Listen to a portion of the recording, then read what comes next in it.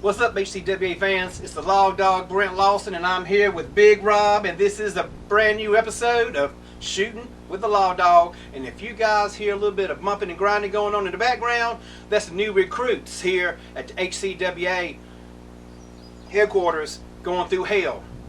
So you'll be seeing these guys in the ring coming up soon. So Big Rob, it's a pleasure to have you here today. How you doing? Actually, I'm a little tired because I actually got inside, in the ring. Man, with everything that's going on right now, with this Black Swan event, man, just getting inside that ring, man, for the very first time in months. Man, I feel relieved, man, getting that stress out, get all this pent-up frustrations. Knocking the ring rust off? Oh, God, yes. Yes, but I'm telling you something, it's an incredible feeling. It just feels good to be back in that square circle again. All right, so how old were you when you decided you wanted to wrestle? I was 5 years old when I actually saw, I was at my grandparents' house, and they turned on the TV one Saturday morning, and I got this, it was WWF. For those stars, WWF superstars, way back. Oh, man, on satellite where Hogan would come out pouring milk on himself. Yeah, that far back. From MSG Network. There you go. Yeah, okay, all right, yeah. So when I seen that for the first time, I'm like, I was hooked. I didn't know what, of course at that age you don't know what's going on, but seeing that, I like, man, I wanted to do that. And as kids, we backyard wrestle, whatever. Even created title belts. You know how it goes. Yeah. You know how it goes. So cardboard, exactly, magic marker. I had a Luna 4. I had a killer belt back then. But anyway, I knew this was something I wanted to do. So later on, when I was, I say 18. I was introduced by to the industry by handsome Jimmy Vallet, and he came up to me. He said, "You got the size and you got the look. Have you ever considered going into professional wrestling?" Then, and I always wanted to do it, but at that time, I was kind of unsure. It's like, yeah, I want to do it, but I had other things going on then. But 17 years later, I pulled the trigger and got into it and never looked back ever since. All right, so how did you get into the business? How I actually got into it was through, I went to an indie show in Greensboro, and a classmate of mine, I met, I say about 10 years later, it's S.A. Joker. And anyway, he pulled me to the side, and he told me, he said, "Man, you need to get into this. You need to get into the ring." And I'm like, I said, "I don't know." He said, come on. And then how peer pressure is something else. Yeah, he knew me inside and out. But anyway, I said, I need to do this. You're right. I need to do this. So I got into that ring. And it's just been addictive, man. It's been real. It's something else.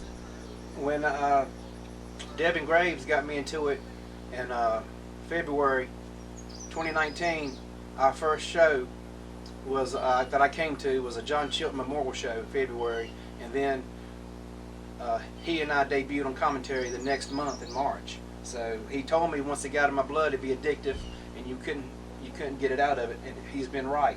Oh no, man! So, it's like this. Once it gets in your veins, it's in there. You can't shake that out. You cannot shake that loose no kind of way. I don't care how old you get or whatever. You gonna get that. I don't know what it is, but it's like. That's why you still see Ric Flair in there at 70 years old. Exactly. Woo! Still doing it. Yeah, trying to do it. It wasn't. Yeah, doing low blows to Christian. I'll tell you something. It's just it's the love of it, man. It is. You gotta love it. It's an adrenaline rush. You gotta love it. All right, who gave you your first big break?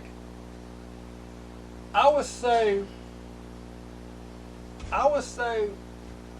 the promotion that I was actually working with, NRLL, was the gateway, was the door. But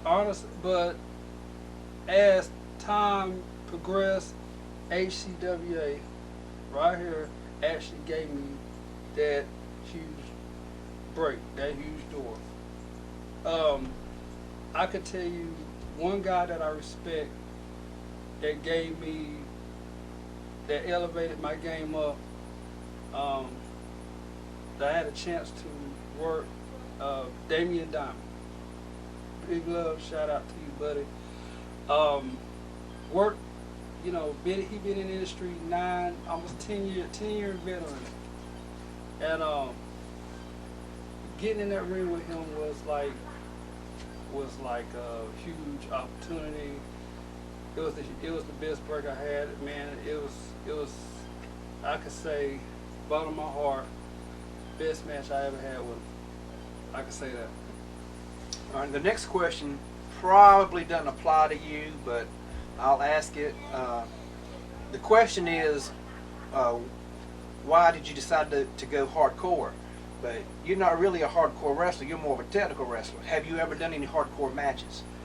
I haven't, and the reason why I decided not to do or haven't gone hardcore, I guess it's like whatever rocks your boat. You know what I'm saying? There's a lot of people that's into it, and I just, it's rough. It is. It's tough. It my really God. is. You see what them guys go through? Oh God, my God. yeah, it is. It's not for everyone. I just say that. Yeah. And it just not. It wasn't for me. But you know what I'm saying? I respect the guys that do hardcore. That's in it. Much love, respect to you guys. That's how I feel. All right. Yeah. You said something a little while ago about you left the business for a while. What made you decide to leave? I left out, as a lot of people know on social media. I went overseas, take care of, had some personal things. I got engaged.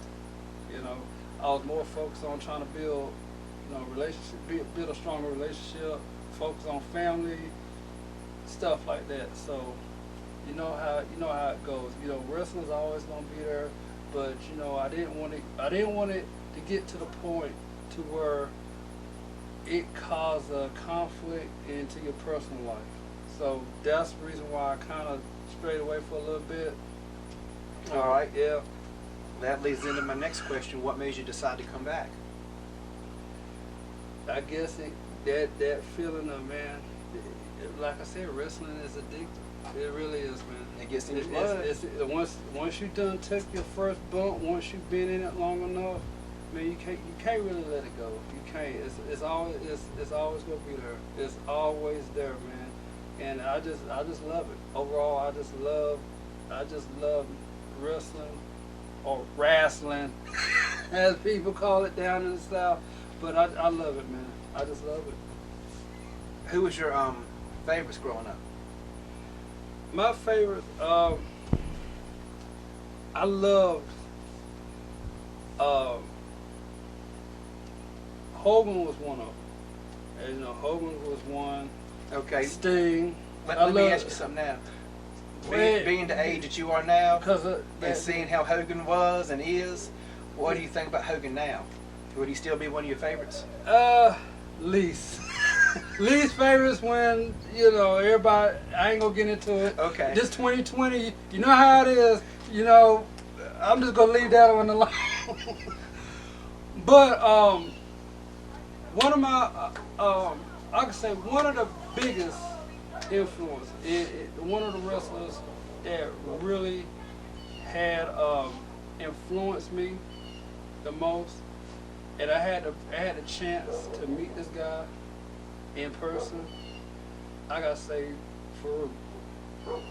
Farouk, but Ron Simmons. Damn! There you go. Cool guy. Got to get in his head, man, overall guy, much respect. That's one of the biggest influence. That's one of the persons that really, I really admire in this business. One of the best. Okay. Yeah. All right. Who are you looking forward to wrestle that you have not wrestled yet? I'm looking in ACWA. I'm looking forward to wrestling J.W. Dalton. I know he wants to wrestle me. You know, he wanted to wrestle me, and I knew it was gonna be very interesting because I love how he worked.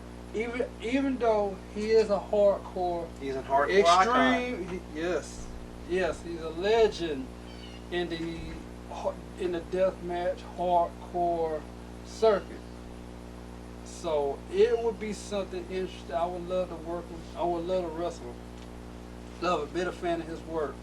I would love to have another rematch with Damian Diamond. But it's, again, I would love to work Bobby Yeller. I would love to work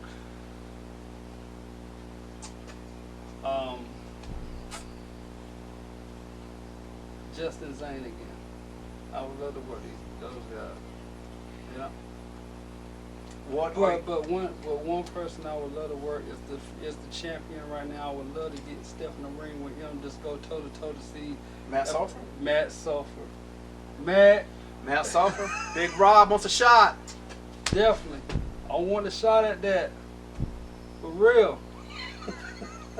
Well, they say, I've heard it before, if you're not in it for the belt, you don't need to be in it. Exactly, right. That's what it's all about. That's what it's all 15 pounds of gold. That's what it's always been. All right. What are your future plans in the wrestling industry? And you just mentioned, wrestling Matt Sulphur for the championship belt. I assume that's one plan. Any other plans? You said J.W. Dalton again? Yes, to actually step in the ring with the legend himself to see. It basically boils down to this. It's basically, are you at that level? Can you be at that level where they at? You know what I'm saying? That's what mainly this is all about. But other than that, I would love to expand and be able to work overseas, be able to wrestle in different countries, be able to travel and do what we love to do. What is your most memorable match that you have done or been involved in? When I wrestled in Mexico back in 2018, in it was a 6-man match, and I got the chance to work with Super Crazy, former WWE legend. Super Crazy, wow. Yes, that's one of the best experiences I had in the wrestling life. How you say it, in the wrestling space. Also another memorable match I had when I was in a triple threat for the Carolina Classic Championship. It was me, Damian Diamond, and Roscoe Allen. That match will always be my favorable match, even though Damian Diamond was still the champ. You can go check it out. Reason why I say it's my best match, it was one of my favorable matches because, it actually brought out me. You know what I'm saying? It put me at my game. It brought Big Rob. It brought Big Rob out of Big Rob. Exactly. It made you come outside of yourself. Yes. So I'll tell you something. Best match I ever had overall. Love you, Diamond. I want a rematch with you again in the future. Whenever you let me know when you're ready. Have you met any of the bigger names in professional wrestling? Any of the guys from TNA, WWE, Ring of Honor? I have Impact. I have when I went to during the event that we had down in Winston-Salem at WrestleCade, you know where everybody, when they do it once a year, where everybody's there, and I got a chance to meet with these people backstage and stuff like that. Oh man, I would love to do that. God, yes, man. I'd love to meet Undertaker and Sting. It's the last two that I have not met that I really want to meet, except for Dusty. He's passed away. I can't meet him. I know, man. That's Taker was always one I wanted to meet as well. And like I said, when that opportunity happens, man, I mean, who knows? Did you meet Sting? I came close. I didn't get a chance to, and I think I had something going. It was a situation I had going on. I didn't get a chance to meet Sting. I'd like to meet Sting. Yes. He was always one of my favorites, from the Surfer dude when he debuted, The Surfer, yes. all the way up to the Crow and the Red and Black Wolfpack. I'm gonna tell you something. The best, I loved it when the Crow. That was the best. Overall, that was the best gimmick he had. Up in the rafters watching. Exactly. That was the best one. The best. For like a year. Version. He did it for a year. Never Just talked. watched. Never say a word. Don't nothing. That was the best. And when he came rappelling down with the baseball bat, knocking people, man, that was badass. Yes, it was, man. That's what got me hooked. All right, that's all the questions I have written down that I've been asking everybody else. But I got one more for you. About 6 months ago, you found yourself with Dr. Blackstone in the ring, and y'all had an arm wrestling match. Oh, whose idea was that? It was great to call the match because we had no idea what was going to happen. But whose idea was that? I don't need to know all the particulars because I know that's behind the scenes stuff. But whose idea was it? To be honest with you, and I'll never forget the look on your mom's face. That was priceless. I'm gonna tell you, be honest with you, since that was actually kind of like my idea, just a little bit of it. Okay. But in the way things have gone, I'm just put it like this. It was sort of kind of mine and sort of the board of directors, JB Smooth then. There you go. Yeah. So it was half and half. Just put it that way. All right. Well, that concludes the interview. Yeah. This has been the latest episode of Shoot with the Lawdog. I'm the Lawdog, Brent Lawson. This is the one and only Big Rob, and behind the camera is the Gothic superstar Devin Graves. We'll see you soon, HCWA fans. We are out.